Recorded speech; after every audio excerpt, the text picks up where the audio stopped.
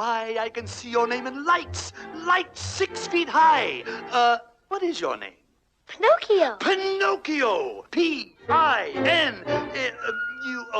P-I...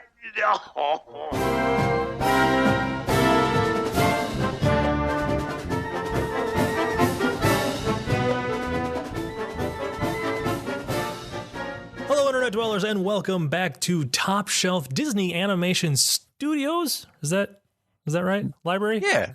I never remember the name of our show, and I it's only episode 2. So by me saying never, it makes it sound like we've been doing this for ages. It's worth specifying because, as we'll get to momentarily, people had some commentary about what this podcast is all about.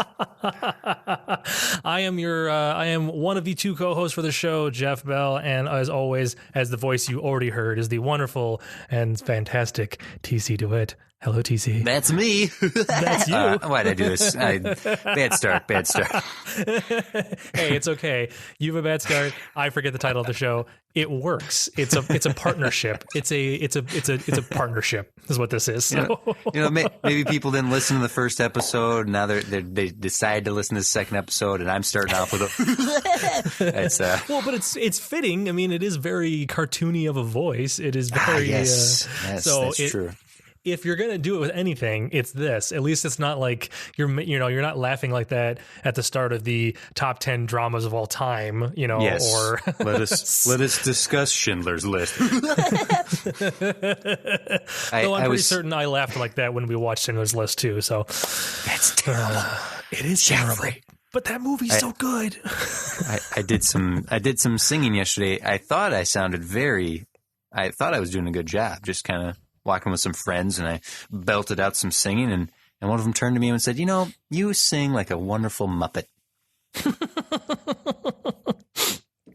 Really? Not nice. Not cool. Not nice at all. No. Not cool. Welcome to the podcast, everybody. Yes, and that's what friends are for. So hello, everybody, and welcome back to the show. Thank you for joining us for episode 2. This has been a long haul already, and boy, I'm glad we're going deep into this show. So I don't know what to say from there. So this week we watched the next film on the list. Let me just at least introduce the movie here real quick, and then we will get in. Do you want to talk about that which we had discussed off air now, or do you want to wait till the comments section? Those who might not be familiar with what exactly we're doing here on the show, this kind of lends to one of the comments, is that we are going to watch the Disney Animation Studios library, which started with Snow White, which was episode 1. This episode, we are watching Pinocchio from 1940. 1940, yes, and we're going to watch all the canonical Disney Animation Studios films up until Moana was the most recent one. Correct. And that is 56 movies, something like that. And that led to some dispute in the comment section. In fact, some confusion between Jeff and I even talking about it last week, because that is true. You were looking at all the Disney films that have animation, which includes the Pixar. list that I had, yeah. Right. I did all of the theatrically released animated films. So that did not include a lot of the real crummy direct-to-DVD movies, but it still was a bunch of movies. But it included all the Pixar films. It included stuff like Who Framed Roger Rabbit and Nightmare Before Christmas. Studio Ghibli is on that list as well. Yeah. So I mean, even I was a little confused, and that's my fault. We should discuss. I should have asked, I guess, in my head. It's a learning process. Yeah, that's what podcasts are for. They're all learning processes.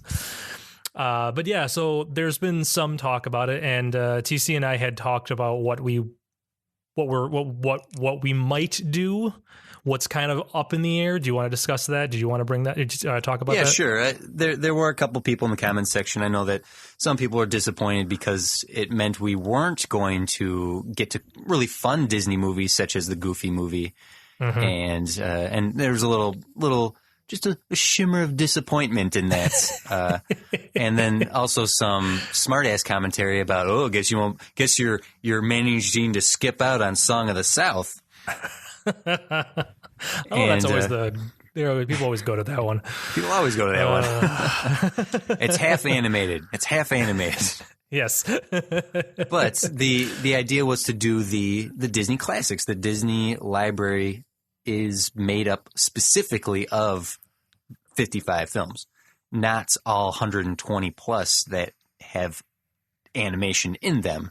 Because not that I wouldn't mind doing 120 episodes of a podcast, but it was to kind of specifically hone in on a subject matter, which was these specific films and this specific library.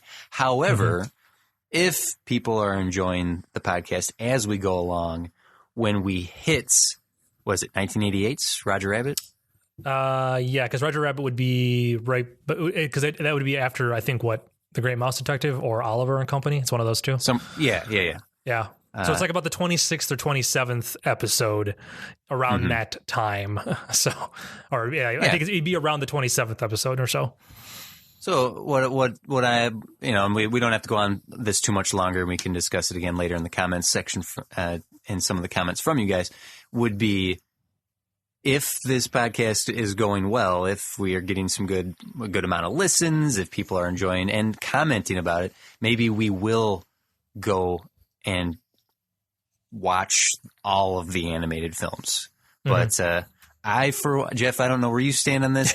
I am not for this idea. But we aren't just doing this for ourselves. We're doing this for the listeners. So it is a little bit in your guys' hands to decide if we should do all the Disney production, like Walt Disney Pictures Productions animated films, which would include Pixar, Studio Ghibli for a time. There's the Touchstone animated releases such as Roger Rabbit. But for now, my vote is to just do the Disney Animation Studios library. And we figured that because the list really doesn't change, it's fairly similar, as we said, up until around Who Framed Roger Rabbit.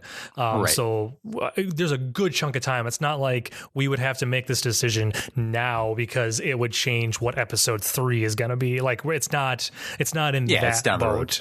Yeah, it's down the road a while. And so, we just figured we just go that route. We see how we're doing, and we'll make the decision later on. So that's a problem for future Jeff and TC. Exactly. It's not a problem for us. We don't care. No, that's a lie. But we definitely wanted to let everybody know that we had seen it. We had seen the comment and we had discussed it to let we're not just ignoring you. And we're well aware of what we're doing. So we'll I kind of know what I'm doing. TBD, I believe. Exactly. It'll be TBD, a later date. So, but all right. Well, let's get into this week's movie. As we kind of already said, we watched Pinocchio, number 2 on our list. Pinocchio. Oh man, this movie, I could not remember. I'm not gonna lie. So right off the bat, I don't really remember 95% of this movie. Oh, wow. Okay. I don't I know I've seen it. I know I've seen Pinocchio, but I couldn't tell you what was going to happen. I didn't know Jiminy Cricket was kind of a narrator. Like, I didn't know that was a thing. Like, I didn't know when he showed up. I didn't realize he was like a hobo cricket too. I like that he's this bit of a drifter, and he maintains that. Like, I love when he's made the conscience by the blue fairy. He's like, hey, don't get a medal. Solid gold, even if you think about it, maybe. Yeah. It's just like it was interesting. I guess I didn't remember any of that stuff in my head. How how he looks after the blue fairy cleans up his clothes and basically makes him look like the Johnny Walker label. Is that what he looks like? That's kind of what he looks like to me. It's that kind of outfit. I'm looking that up. And for anybody under the age of 21 that doesn't know what Johnny Walker is, go ask your parents. Sorry. Oh, man, he does. But he totally looks like him. Doesn't he? He kind of looks like Johnny Walker, like the guy on the Johnny Walker label. The top hat, the cane, the spats. Yep. What the heck? Yep. Oh, it's so interesting. But you remembered him in that outfit, not in his hobo outfit. Right. And so when the movie starts and he's bouncing around in kind of his hobo outfit, I'm like, what? Why is he in that? Like, then I started wondering if I was just remembering his character wrong. You know, like, is it one of those where, because in any time you ever look him up or, you know, you ever see him in any kind of production, he's always wearing the clean outfit. Like, that's what he's wearing. So I started questioning whether or not I was just like imprinting that image in my head, and that was something that came from a different movie or a TV special or something that I just wasn't aware of. So, but it was interesting going into this movie because I really was watching it. Every time something happened and came up, I was just at awe. I was like, oh, okay. It was fresh for you. It was watching it again for the first time. Yeah. Yeah. Exactly. It's been quite a few years since I've watched it as well, and I really, really like this movie. Yeah, that's good. For the most part, the plot is Geppetto wishes his little puppet to be a real boy. He's turned into a puppet. A living puppet. Pinocchio's a living puppet. Yes. He goes to school. He skips school, gets kidnapped. He's made into a showman. He escapes that. He gets brought to an island that turns him into a donkey. He escapes that. He finds his dad is missing. He falls into the ocean. He saves his dad. He becomes a real boy. That's it. Yeah, that's it. However, this movie is an hour and like 25 minutes long. That is a lot of stuff that happens in an hour and a half movie. Well, that's what makes it so enjoyable, I think, is that it structures itself as a series of vignettes that each piece of the story is kind of its own little thing. And now, granted, this is based on a serialized short stories that was written for a magazine, and that so it had chapters as short stories. And I think that's it. I have not read the original. I'm not much more aware than what I just said, and that Jiminy Cricket dies in it. Right, yeah, that much I know about the original story as well. I don't know much about the original source material, and that actually kind of made me question whether for these episodes, because there's a lot of these movies that are, you know, obviously Disney is known for basing their stuff on previous works or fairy tales or stuff like that. There was kind of a part of me that was like, should I look up the other, like, what these things are based on, right? And, like look up the source material. Yeah, like, is that something I should do? I was wondering for a while because of how many. So far, so for Snow White, just real quick, Snow White was based on an 1812 Brothers Grimm version of the story of the fairy tale. This one's in 1883, so we're newer. It's a newer source material, than Snow White. We're getting a little closer to the modern age here. Disney was pulling from a more recent batch of stories for Pinocchio. Right. I can remember some criticism of Disney throughout the 90s. I guess where cinematic cynicism was developing around myself and fellow filmgoers. But it was that, like, Pocahontas isn't a fairy tale, and Hercules isn't a fairy tale, and trying to pigeonhole Disney into just doing fairy tales when, no, they did a fairy tale for their first one, and their second one was a series of short stories adapted into a film. So very early they set the precedent that it's not just going to be princess stories. Right. And that is a good point. Because it definitely Disney, I guess in my head, when I think of early Disney animated films, I go Snow White, Cinderella, Sleeping Beauty. I go to all the princesses. Right. And those movies are separated by decades. Yeah. Yeah. Because when's the next one? The next one, Cinderella is not until 1950. So 13 years later was the second fairy tale princess story. Mm-hmm. That's a good point. And I guess again, look, I'm learning. The podcast is already teaching me stuff, and I'm one of the two hosts of the show. Yeah. That's got to mean something, right? Yeah. I do like that we went from a fairy tale princess story, a very once upon a time, simple story to something, I don't know, that I feel this movie's slightly more complex. It doesn't explore princess, it explores a little boy, and that kind of alternating between something for the little girls generally and something for the little boys generally is that's a nice balance that Disney has created throughout their career. They're still doing it to this day, where you get something like Frozen and then something like Wreck-It Ralph. That is not to say that little boys can't enjoy Snow White and little girls can't enjoy Pinocchio. I just feel like the pendulum swings just a little to one side or the other in who their target audience might be. Right, because you can definitely still get movies, just out of, or just even with like Tangled. Like Tangled is very much so. I don't see actually no, it's a lie because Tangled I don't even see it swinging. Well, I guess it swings a little more towards the girl side, but the boys can definitely get a kick out of the guys. And yeah, okay, Frozen works the same exact way, I suppose. It's a little more towards the girl side, but boys can still get are still entertained by like Olaf and Hans. But with Pinocchio, I do feel that again, like Snow White, this isn't just specifically for children; it's for the children and everyone.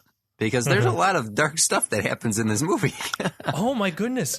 The whole section, and what did they call that? Like the Pleasure Island? Was that Pleasure Island? Yeah. That first off, the name is a little bit weird for I guess I'm a jaded adult, so I look at it differently. But like all the stuff they do on that island, I'm like, holy cow! And this is a kids movie.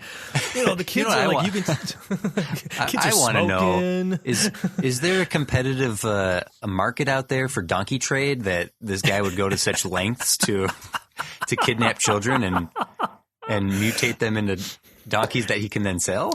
I feel like this world, the world of Pinocchio, whatever this weird Danish or Dutch community, that European, just general European community, there's people in it that are very like they have a thing they do and they just exploit it to no end. So the guy is able to come up with is like, I can turn people into donkeys. So I'm just going to keep doing it. I don't care. And, or like Stromboli, which Stromboli confused me because the man's a puppet guy, right? Like he likes puppets. That's his shtick. That's his shtick. He finally is able to literally get a living puppet, but he still uses his old existing puppets. It's part of the whole shtick, man. It's like I got all these puppets with the strings. Is he racist? Is he a racist stereotype? His name is Stromboli. Yeah, I mean it's an Italian, and you were trying to pinpoint where this original story came from. It's originally an Italian story. Oh, makes sense. Yeah. I guess that would be an Italian town. I guess it didn't. It just looked generally Geppetto, like little Pinocchio. That is true. They're all very racist. They're all very stereotypical. But it's the general European town. That is something to discuss about Disney. People mention Song of the South all the time, and that in that inherent racism in that. Now, I do not equate this Italian stereotype character at the same level as the racial stereotypes of Song of the South, so I'm not discussing that. I am just specifically discussing these Italian stereotypes in that they aren't as bad as they could be. Therefore, I don't think there was an inherent racism in the creation of Geppetto and Stromboli. Right, because they could have been a lot worse. They could have been very just beating you over the head with that. And that's not to say that's an excuse for what they did. I just think that there's still a sweetness in the whole story that they don't vilify Stromboli for being Italian. They vilify him for being inherently a cruel individual. Right. And the weird thing is like Stromboli, I get you kind of like in my head when I words are hard sometimes, TC. When I sit and try to think of like classic Disney villains, I know I don't remember him. He's not one that comes up in my head because I'm a kid of the more recent Disney movies, like the last 30 years worth of Disney films, and less of the old school Disney. So I guess in my head, but like I know like Maleficent and like obviously the Queen from Snow White, like I can think of them as Disney villains, but just Stromboli just He's not the one that jumps out at you. I get it. No. Although I almost kind of forget he is kind of a villain in this film. Oh, yeah. There's no kind of about it. He's a villain. But here's the thing. Multiple villains. Yes. I was just going to say that what this movie benefits from and why I think it's so continually interesting is that there are multiple villains in this movie. So you have Honest John, Stromboli, the coachman who doesn't have a name, and Monstro. Oh yeah, and they all kind of they are all representative of different types of villainy and lessons that Pinocchio faces as he's going out into the world. That Honest John is the dishonesty in some people, then that's a lesson to be learned there. Stromboli is cruelty, I guess. He represents an inherent cruelty that's out there in people and who will take advantage of you. The coachman certainly represents temptation. I mean, the dude manifests himself as a demon at one point, scaring Honest John. Right. And then Monstro is the I think the natural evil that's out in the world.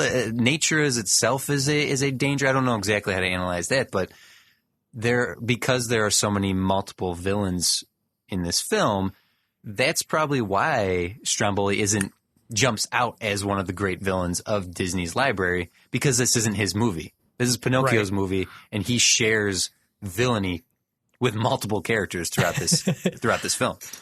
And it's a very interesting switch. Obviously, I know half of it's because of the source material. Like, that is very much so. It's because of the story of Pinocchio being kind of these, as you already mentioned, like these separate vignettes. It's a bunch of short stories that are combined to form a big long story that we're watching as this film.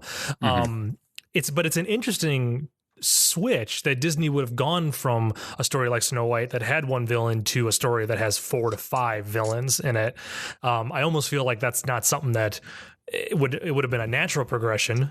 I feel like that would have been something, I feel like that would have been a more natural progression. Like, over the course of 15, 20 movies, they're like, well, let's start amping it up. Like unfortunately, like the Marvel movies or the DC movies, both of them are guilty of it. The classic superhero technique where there's one villain in the first film, the next one's going to have 2 of them that are going to team up, and the next one's going to have like 6. Yeah. So like, it's kind of strange that it did that, and that most people don't think. I guess I didn't in my head. I didn't realize how many villains were in this film. I suppose if we want to dig deep at it, as like I was saying, they all represent different elements of the world, and the lessons that Pinocchio and therefore the audience must learn is that the world is the villain, and that and these sad truths of dishonesty and selfishness and inherent evil that exists out there, and perhaps that is the villain. All these evil, cruel characters are representative of the villain that is just the world. Right. That it's not just not all the bad is in one single person that you're going to come up against and have to fight, which ultimately a lot of Disney movies showcase it that way. But yeah, that pretty much like anybody you run into could be a bad guy. So really, Pinocchio learns the lesson of don't leave the house. Well, because anybody could be bad. Well, I do feel that despite the fact that the world is out to get him, in a sense, there's an inherent optimism in Geppetto himself being so joyful. And though yes, you can poke holes in the logic and the realism of stuff, but I feel if we take a step back and look at this once again as a storybook and a story being told from Jiminy Cricket, who put a pin in that, we got to come back to him, that Geppetto is said to be, he's brought joy to the children around the entire village, and that's why the Blue Fairy is willing to bestow him with his wish, with his gift of a son, a child of his own. So he is good, and Figaro and Cleo represent a goodness in creatures, whereas, and we know in reality animals are not inherently nice. They are just natural beasts of prey and predator. And Jiminy himself being the conscience and the worldly traveled homeless guy, the wanderer. And the who just wide-eyed happens to show up at Pinocchio's place. Hey, right place at right time. Yep, exactly. Well, actually, let's talk about Jiminy for a second, because Jiminy Cricket is one of the all-time greatest Disney characters. And I don't feel like people would immediately say that. But first of all, he opens up with one of the, if not the most Disney song of all time, which is When You Wish Upon a Star. I mean, straight out, like, that's Disney's theme music. Like, their logo is that song. It's the... Yeah.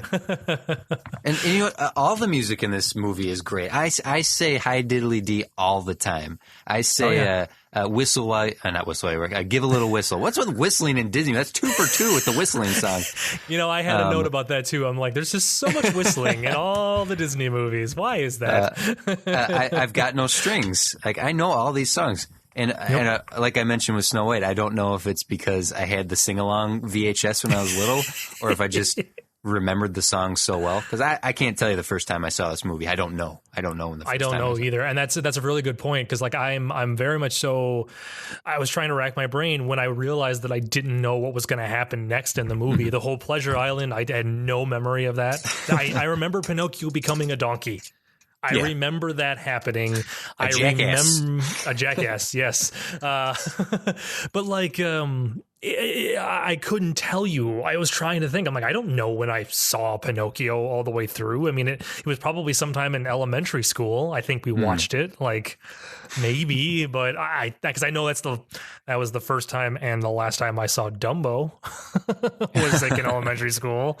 So it's crazy, like that when you start watching these types of movies. Like, this is the same thing I had what happened with Sound of Music.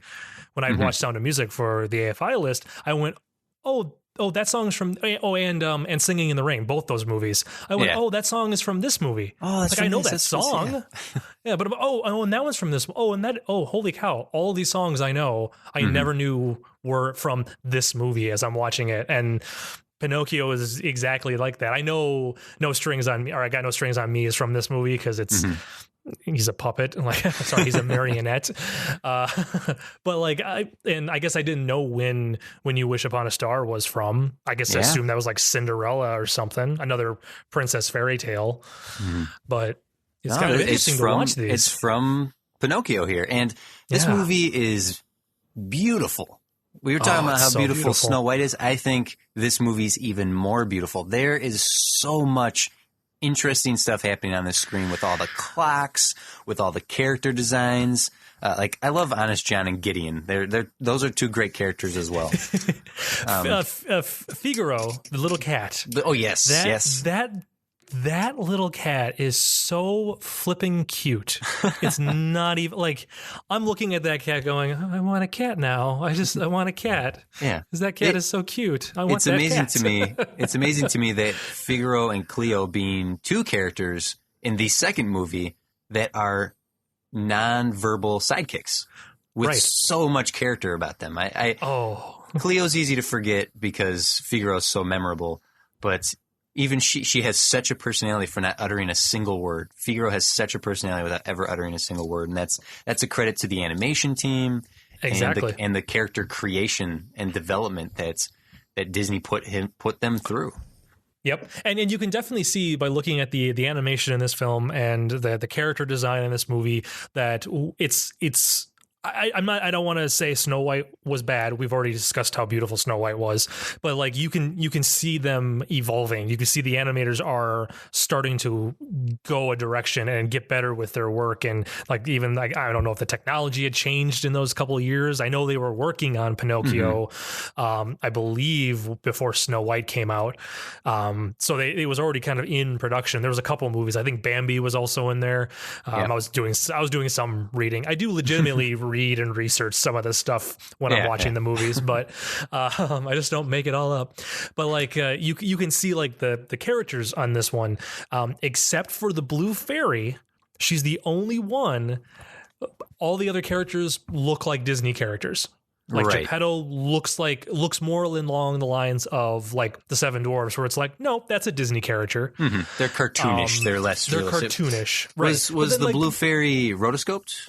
Yes, the blue fairy was the That would only explain it, thing yeah. that was rotoscoped in the movie. And you can tell, you watching it, you go, yeah, because the way that she's moving, that is not a drawn, that's not an animation. That is a frame by frame painting over somebody acting. Yeah. Not that it looks bad. It's just that you can tell it's not the same. Yeah. And I'm really curious to know why the decision was made to do that. I never quite understood why it was done in Snow. Well, I guess I kind of understand Snow White. They were testing things out. They were trying Still learning. things. Yeah. But like, why did they decide for a movie that had so much traditional animation into it? The characters are very Disney cartoony animals or characters. Why did they decide for just that one to do rotoscope? To rotoscope it. Now, I'm well aware Disney for years, and they still do, even with the CG animated films, like they do reference, they shoot reference plates of humans dancing and stuff like that, or moving around, and they use that as reference, but not just a frame by frame rotoscoping. And that's what is curious to know. Why do you think they would have done that? Yeah, I don't know. That we kind of discussed with Snow White that perhaps they made Snow White herself look the most realistic, so that she was the one that the audience could attach themselves to. Maybe the reverse is the reason for Pinocchio, in that immerse yourself in a more cartoonish, animated storybook world by having everybody look like cartoon characters, and only she is this otherworldly presence, causing her to stand out differently. Right. Because she's not, quote unquote, like human. She's not the human standard in this cartoon world. Right. So she's kind of this oddball, like, oh, like, why is she so different? And I don't want to say oddball. That makes her sound weird. But I mean, she does just show up and give power to a marionette. Right. That's a weird thing to do. I would like to point out she totally cheated, because after she frees him from the bird cage and says, "This is the last time I help you," she does still help him by sending that bird with the notes. Yes, that is very true. It seems like the Blue Fairy doesn't quite. I like to think maybe this is her first assignment, like out of fairy school, and she's the angel from It's a Wonderful Life. Thank you. There you go. She's Clarence. Hi, she just Clarence. happens. Oh, George. Yeah, she's basically Clarence, because there's a couple little things she does. Like, she makes Pinocchio. Okay, so Pinocchio's a marionette. She quote unquote brings him to life. She does bring him to life, but she keeps him as the marionette. Mm-hmm. Okay, I get it. It's because he has to learn first. He has to earn it. Yeah, you can't have everything handed to you in life. Just life. Most of it. Yeah, it's just life itself. She did, however, give him a human tongue. Because that thing that was not a wooden tongue that stuck out of Pinocchio's mouth at one point. Also, number two, she didn't tell him that his nose would grow if he lied. I feel like that would be something she could say. Hey, he needs to learn his lesson. That's what this whole movie is about, is that you must face the consequences of your actions in order to learn from them. Which means that there is more lessons to learn, because basically Pinocchio, just at the end of this movie, before he got turned into a human child, which, by the way, looks frightening. There's something about when he turns human. I'm like, no, go back to the marionette. You looked less crazy. Please. You were just used to him. You were just used to him looking at like a cartoon puppet. Now he has more lessons to learn. Yeah. Because now it's like this. Yeah, like he lit his finger on fire because he didn't know any better. But then, like, as a puppet, but now he's human. He can't do that stuff anymore. I have a rationalization here. Okay. Jiminy Cricket is our narrator, and I would like to consider him an unreliable narrator. Okay. All right. So the whole movie is from Jiminy Cricket's point of view. He's the one who tells the story, and he is the one who experiences the events as they play out. Now, this guy is a drifter. This guy is a wandering hobo who is bestowed very fancy clothes and a new career that he did not earn. True. And therefore, everything that transpires over the course of this film is from his perspective, and he's a fun-loving guy. He's got some style. He's got some good humor to him. And I feel he's an unreliable narrator. So maybe in the reality, quote unquote, of Pinocchio, much more lessons were had. But he's the kind of person that he's a little green man, okay? But he's the type of character that were you to come across him, he would be the one to say, let me tell you a cool story I was involved in. And he'd keep it simple. He'd keep it interesting. And he'd give you a conclusion. And probably walk away with the drinks that you're paying for before you had any time to ask any questions. Which is kind of how I feel about this movie, because it moves so quickly. There's so many stories that they tell, and then it's done, and it's like, but wait, what? Okay, that was fast. It is a perfect example of perhaps we're looking too deeply at something, but that goes for any movie. The more you look at it, the more you go over and over and over it, the more you can poke the holes in it. Even the movies you love. I can poke holes in Back to the Future and Lord of the Rings easily. Oh, yeah. But that does not stop them from being as enjoyable as they are. Right. You still enjoy the movie when you watch them, and that's just it. When you reach that point in enjoying a film, or how much you really enjoy it, when you reach that point where you can sit and make fun of it, that just proves how much you do enjoy it, because you're not just hating on it. no, because if I was hating on it, it would be noticeably different. Like, you could tell if I was hating on a movie, but if I really love a movie, I will sit and I'll nitpick it, but to a point where I'm like, oh, but why did Marty do that? He really didn't need to do that. He really could have been fine without that. Oh, well, maybe it was this. Oh, I guess that makes sense. And then just move on. Right. But with Pinocchio here, Jiminy is the narrator. He's and an unreliable one at that. And he gives himself, as the storyteller, all the coolest stuff.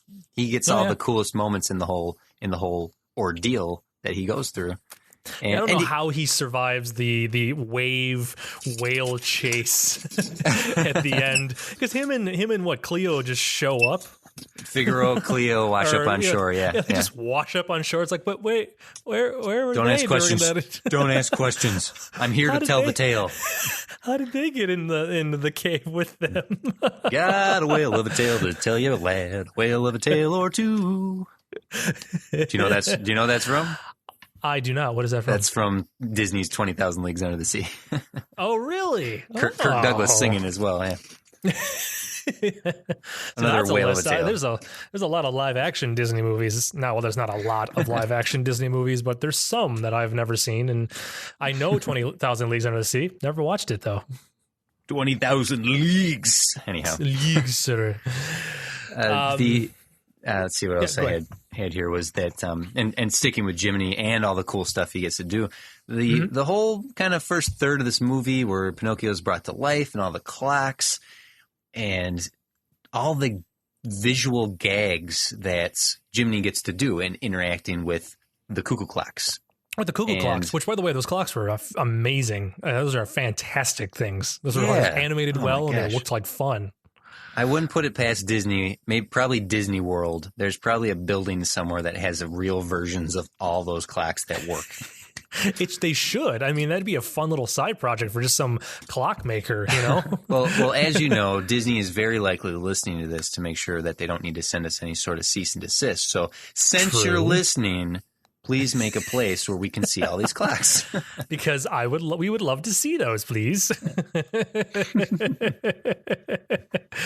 Yeah, that whole sequence, that whole clock sequence, which, by the way, I don't know how anybody sleeps in that house, because that'd be, oh my God, yes, so loud.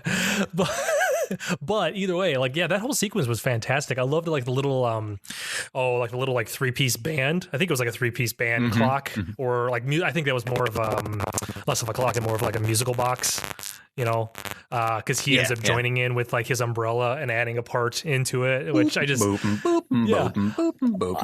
I love stuff like that. That was brilliantly done. It was a lot of it was really entertaining to watch that sequence, and just to see how imaginative the animators were, the designers were, to come up with all those different clocks. They stepped up their game. The animation from Snow White with a lot of wonderful gags in there, especially with the dwarves and in their home.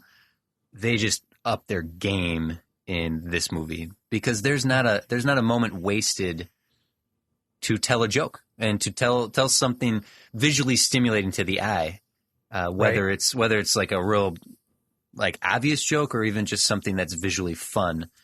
That I really appreciate about this movie. I don't think it's hard to tell, but I like this movie more than Snow White. It is. I mean, it's definitely a good movie. I enjoyed watching it from the get go, and it was nice. You know, very different from Snow White because, as we said, like I mean, I've seen Snow White more times than I care to admit, but you know, it was a nice kind of refresher seeing this movie because I didn't remember most of it, and it was fun just kind of watching it from the start to from the beginning to the end. And I only have one real question discussion for this episode regarding this film that I'd like your opinion on. Okay, mostly because we've already gone through most of the other ones. How terrified would you be if you woke up and one of your puppets was alive? Well, I'll tell you what. When I was little, I did imagine, and I can't be alone in this because they made a whole movie series about it. That when I wasn't around, I believed my toys came to life. Oh yeah, and I would talk to my dolls when I was little and just be like, you know, hey, you guys have a good day. And as a young, just out of being a toddler mentality, I believed that. So I think if I woke up as a child and one of my dolls was alive, well, depending which doll, I did have a clown doll. Why would you have that in your room? Because if it was child's play, of course I would be terrified. Oh, and see, that's exactly where I went to, which almost makes me wonder if that's where they got the idea for Child's Play. Friends to the end. Oh my goodness! Oh, those movies, so bad. But Jeff, how would you feel if you woke up and the troll was sitting there eating cereal? Okay, that's a good point. Because if it was the troll, it would startle me. Holy God! My God! What the? I'm not controlling you. It's okay, Jeff. It's okay. Look, I know this is scary. I understand. But frankly, actually, the worst thing is that I don't have an opening for my mouth. So all the food I'm eating is just Cookie Monstering it all over the ground right now. Gonna have to clean that up. I'll clean it up. I don't know. I guess it just initially in my head, things that are not supposed to be alive coming to life would scare me to death, and it would take a long time because I'm jaded that I would just immediately like, there's some evil stuff going on, and that's why you are alive right now. Also because I've seen the Child's Play movies, so it's like I don't trust that. I don't deal with human dolls or living dolls, but. Well, I do know that they're one of our listeners did offer. We had discussed like, we could always just punch in a movie and write theory afterwards and have some sort of theory. I believe someone shared. Was it Thomas? Thomas. Are you talking about the 4 reasons it's terrifying? Yes. So we were discussing terrifying aspects of Pinocchio. There apparently is a fan theory out there, or some sort of theory of why Pinocchio is terrifying. Jeff, please, I'll let you take it from here. There's that video, because I watched the video. Did you get a chance to watch it by chance, sir? It's from Cracked, and I've surely seen it before, but I didn't rewatch it before we recorded. So it's it's one of those things because it's dealing with like the main things that it does tend to focus on is stuff like the fact that Geppetto is actually a very bad father. You're alive. Go to school. And then he just lets him wander off the city. Who knows if Pinocchio knows what a school is, or what direction the school is, or what to do when he gets there, or how he's supposed to act. And no wonder he gets sidetracked and gets taken away. And then like 10 minutes later, when Geppetto's got dinner served and he's like, I just don't know what went wrong. It's like, well, you sent him off by himself. That's what went wrong. And so I can't believe he didn't come home. It's like, well, obviously he didn't come home. You're a horrible parent. But that's one of the couple topics. I wish I could remember the other 3 topics that they covered on it. But that was the main one that just stuck out in my head, was just that he's a very poor parent. But yeah, So I apologize, and I do appreciate Thomas for sending that link, because the video was very funny, and I was so tempted not to watch it because I hadn't rewatched. Didn't want the it to movie. affect your opinion of the movie. Yeah, it makes sense. And I was like, I can't watch this yet. I still watched it anyways because I just give in so easily. Yeah, I do like Cracked. It was that obsessive pop culture disorder. Yes, it was. Yeah, okay. Yep, I do enjoy Cracked quite a bit. I subscribe to their videos because they have such a great spin on pop culture. And that's what makes it good. Is like I like any product or anybody who can do that sort of stuff. I look to someday wishing, I look to someday wishing I could possibly try one day to do that. That's not at all what I mean. I would love to be able to. Was it? Well, it was I think like 4 different thoughts of sentences put together to form a single sentence. well, Jeff, when you wish upon a star, the dreams come true. Which star are they wishing upon? Is it the second from the right? No, that's a different star. Is that a different star? Okay. Though, however, it's funny. So the beginning of this movie definitely starts, with books, and it's establishing that it's a story. And yet another story that we're being told. It's not, however, a live action opening this time around. Right. They did maintain it as a cartoon throughout the entire thing. You think that was because that was just something they wanted to do with the Princess Snow White story, that like what we discussed, like the whole getting us into the cartoon world from a live action? Or do you think it was just, we don't need to do that again? I actually thought of it because you brought it to my attention with Snow White. So then therefore when this one started animated, it came to my attention. Like it was obvious to me. It's because Jiminy Cricket is singing, and they probably didn't want to put an animated character on a live action piece. They probably wanted it to just be a cartoon. Because it'd be a lot easier just to do everything as cartoon and possibly not have to have that cross between live action and cartoon world. Yeah. Not yet, though. It's funny because the two of the books that he's that are next to him as he's singing in the opening. Mm-hmm. Did you see what they were? No. Was it future movies? It's future movies. It's Alice in Wonderland. Mm-hmm. And it's Peter Pan. Oh, second star. Those are the two, and that's why I like that. When they kept showing the star, I'm like, I wonder if it's like if it is a reference, like a very subtle reference. I understand why Alice in Wonderland is there, because Walt Disney himself produced Alice cartoons for years before he ever founded his own company. That the Oswald was first, then he did Alice cartoons. And I don't know, he has, the dude has 600 plus credits on IMDb, but the early parts of his career were animating Alice cartoons. So that makes sense why Alice in Wonderland would be there. It's almost just a nod to his early work more than anything.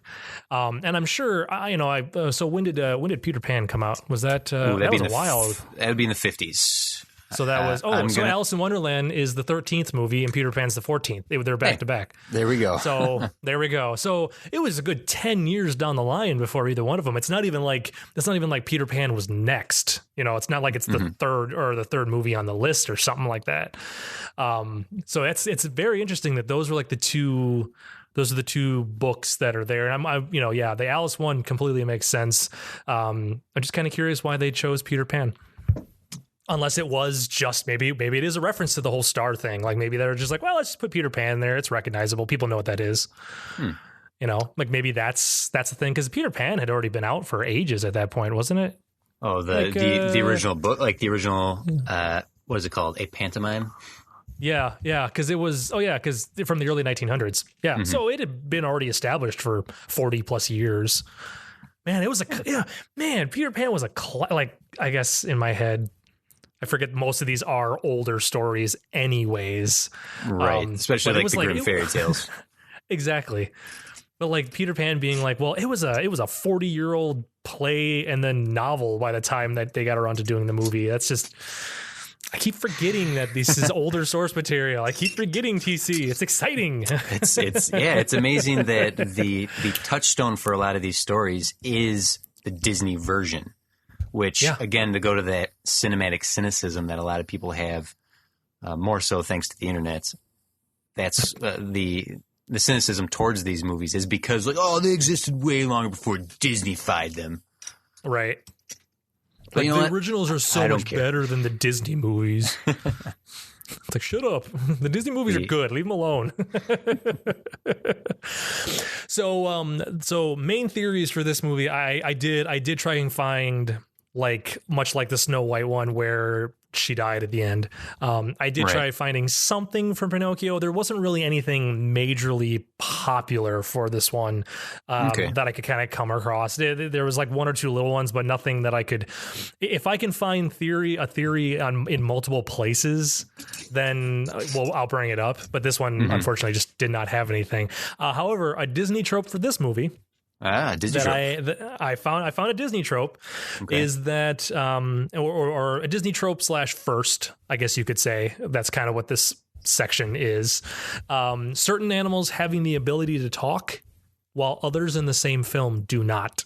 Yes, because Honest John and Gideon, though Gideon only hiccups, they are anthropomorphic, whereas Figaro and Cleo and Monstro are not. Right. Well, they might have a little more human-esque moments. Those three, they don't stand up on their hind legs and talk. Figaro doesn't get up and start walking around and talking. And it was an interesting thing I noticed because the animals in Snow White there was no animal in Snow White that talked. Correct. And also the ones in the woods. But this was the first time that Honest. I keep forgetting their names. That there Honest was John both and Gideon. Those. Thank you. So it was an interesting thing, and I'm curious to know, since we're talking about it very briefly, why do you think Disney did that? Do you have any idea why they would go that direction? Yeah, I wondered that myself. Why is Honest John an anthropomorphic fox? Why is Gideon a cat? Why? I did wonder that in the watching of this, and I don't know. Perhaps it is just a shorthand to get the idea of the character out that much faster. When you see a sly fox, particularly if you consider the shorts and the cartoons that Disney had done up to this point, as well as Warner Brothers and other animation studios out there that were doing the cartoons before features or before the newsreel, a fox is a villain. That's just there are no good foxes. In fact, not to get too far ahead of ourselves, but that's why Nick Wilde in Zootopia is considered there's prejudice against him because foxes are inherently villainous, and that's not even something you can blame on Disney. That's a shorthand that goes as far back as Aesop Fables, because the fox from Aesop Fables tends to be villainous as well. Interesting. So by having Honest John be a fox, it was just a very, very quick shorthand that this is a bad guy. Right. That'd be my guess. Just look at it.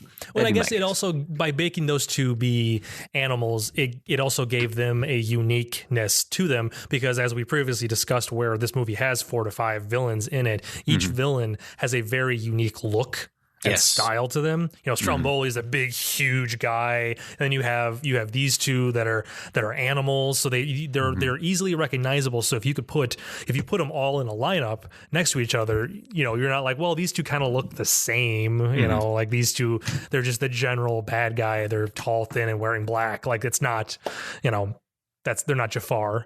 No, they all have a distinct quality to them. Even the coachman, even Monstro. And I don't consider Lampwick, the kid he meets on Pleasure Island, to be a villain. I feel like he is a victim of what is happening on Pleasure Island. He's a little a-hole, but he's not. Pardon me for saying so, but I don't see him as a villain. No, yeah, he's definitely just one of those wronged people, and it's kind of sad. And that kind of briefly gets into whether there's anything inappropriate for children in this movie, because that whole sequence is just very dark.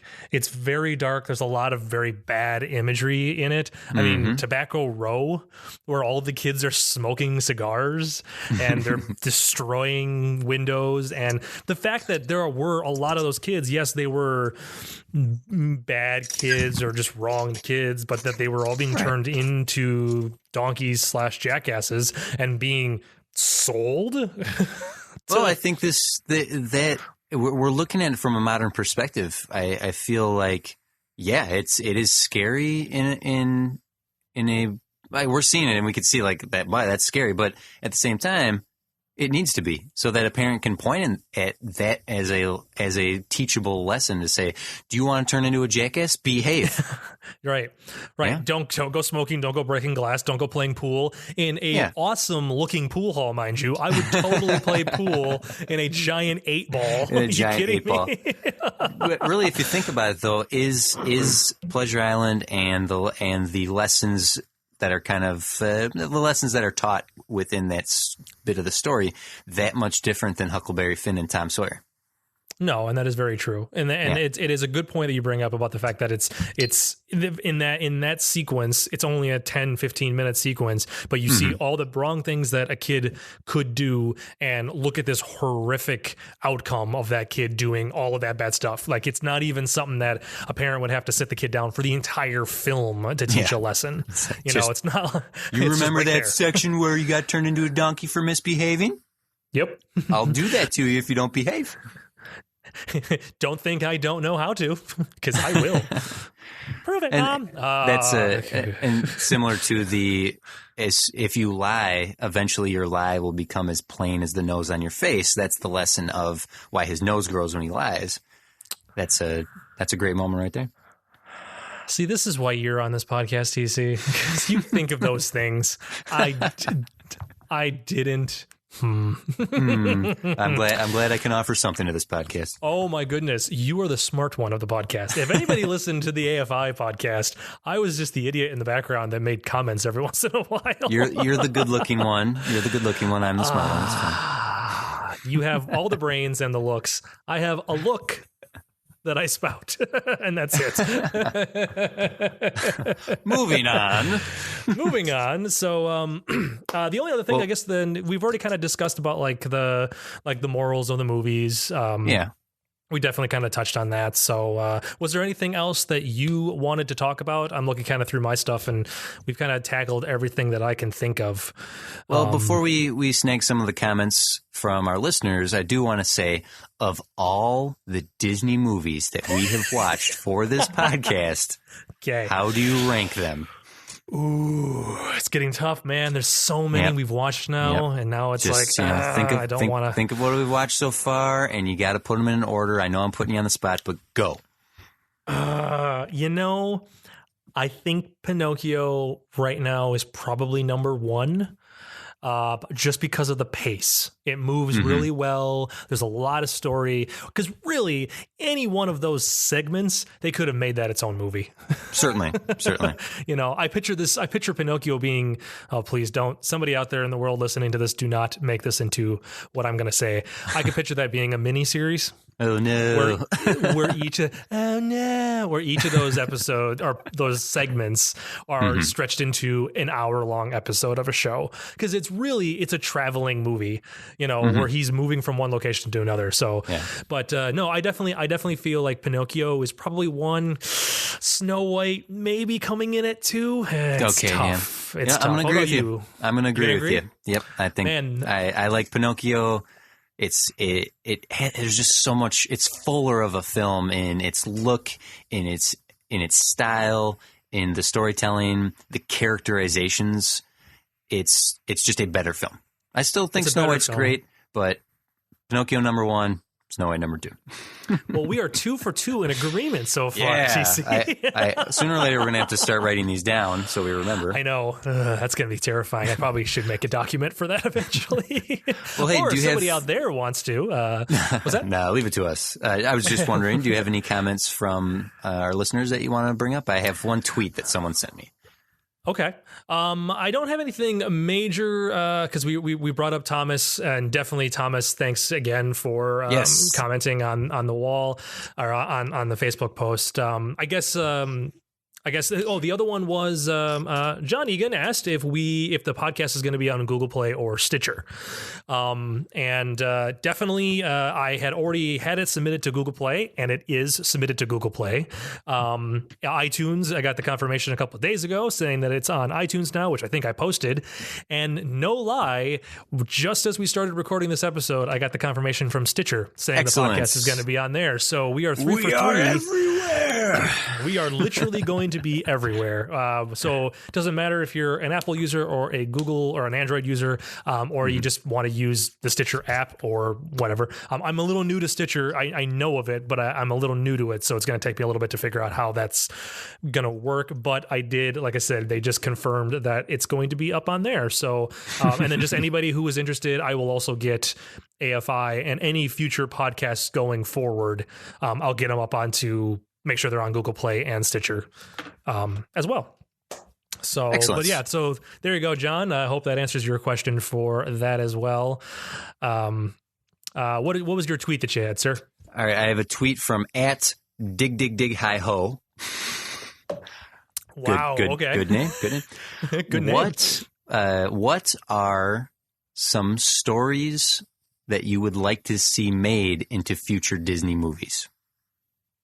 So I'm taking that to mean not the 50 plus we're about to watch, but are there any tales or stories that we think that we would like to see as Disney films?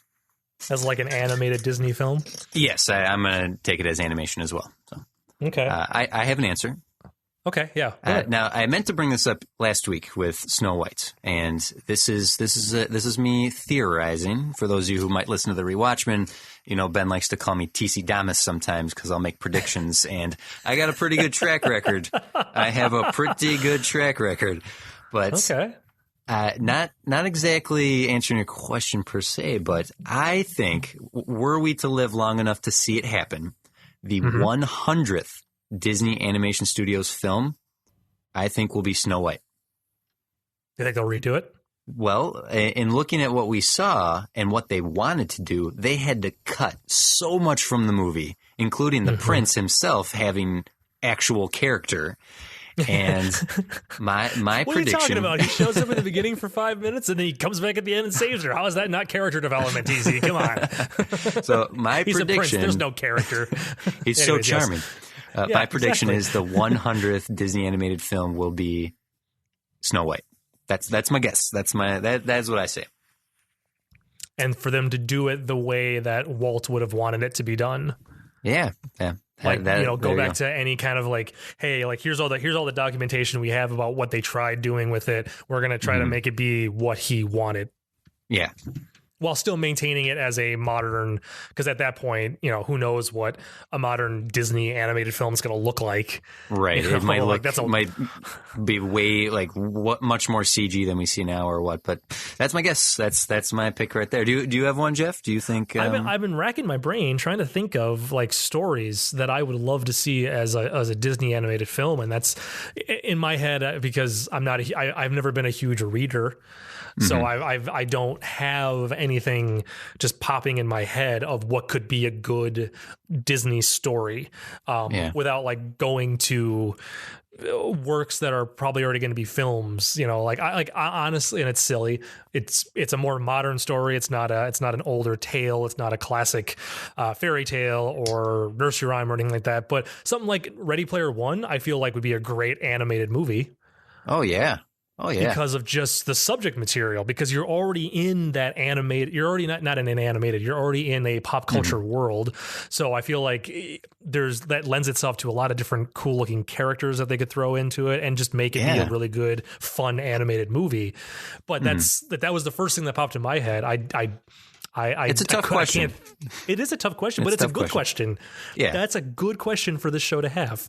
If for example, we will discuss this much further down the road, but The Black Cauldron is a series of books, and we only got half of the first book as a film. I think that the Harry Potter series would be amazing if Studio Ghibli made them. Yes. But then if you want to stick more towards classic fairy tale type stories, I think something like Rumpelstiltskin could be a very interesting story if told from the perspective of Rumpelstiltskin. Right. And that's a very interesting concept that they've never done Rumpelstiltskin. I just realized that. And I guess that it took them as long as, it took them forever before they did Rapunzel. Like I guess there are dozens of other fairy tales. They're just, none of them are clicking in my head at the moment. I also expect them to do a Fantasia, 80th or 100th anniversary, as where they update it again, a third Fantasia, a third time. Yeah, exactly. Which, since you bring it up, as a nice little segue into the next section of this, but that was, next week, I guess I might as well just do it. I was going to try to wrap up the previous section, but I'll just do it. Next week's episode. Segue. You just forced my hand, TC. No, next week's episode, we are taking a watch, and I am super excited for this one. I'm not going to lie. But we are going to watch Fantasia, the original Fantasia, which I didn't realize was the third movie they did. Right? It's when you think about all the classic Disney movies, it's hard to pinpoint when they all came into existence, right? Yeah. I guess Fantasia in my head was a movie that they did, well into the Disney career. The 60s. Because we don't have anything else going on. We'll just do this music thing. And, so I'm very excited. I'm very excited for Fantasia because I know as a kid, I had no interest in Fantasia because it was music. It was a lot of music and it was just that. And I'm like, I don't care. I'm a kid. I don't want to listen to classical music, Yeah. But as an adult, I am uber fascinated to watch this film because I have a much deeper appreciation for it. It's going to be fun to return to this one. Yeah. It's going to be exciting. I'm excited for next week's episode. I was excited for Pinocchio. I'm still excited, TC. Yes. I'm keeping so excited for everything. One more week. Yes. But after next week, it's just all downhill. That's it. So was there anything else that you want to discuss, sir, before we wrapped up this week's episode of the show? Of course, I'm interested to hear what the listeners have to say about Pinocchio, about maybe they have some thoughts on Fantasia before we get into there. But feel free to tweet questions at me. I'm at TC's Big Head, or please comment on the Facebook page for Top Shelf. Yep. Facebook.com/Top Shelf Pod does not include the that's not part of it. It's just Facebook.com/Top Shelf Pod. Go ahead and like that page because I always post when the shows go up. I post when there's updates for it. I post before we start recording every week, so that way you can leave comments regarding the film if you so wish to. Because we definitely like hearing your reviews. Let us know what you think about our plan for when we're going to decide whether we do the other movies in this list. Yeah, do them all or just stick with what we got. Right. Like just we want to know. Just go ahead and talk. Let's talk, everybody. I feel like we don't talk much anymore, and I think we need to keep this alive. I miss you. I miss you.